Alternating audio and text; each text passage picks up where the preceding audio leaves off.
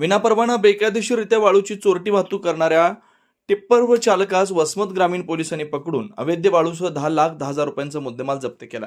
ही कारवाई आसेगाव नांदेड रोडवर आसेगाव बसस्थानकासमोर गुरुवारी सकाळी 3 वाजता केली।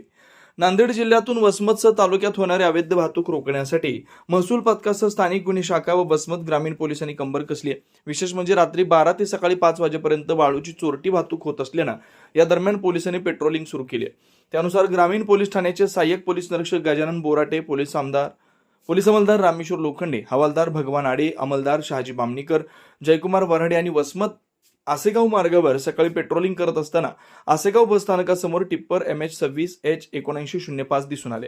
सदरील टिप्परची तपासणी केली असता त्यामध्ये विनापरवाना बेकायदेशीररित्या 2 ब्रश वाळूची चोरटी वाहतूक करत असल्याचं निष्पन्न झालं।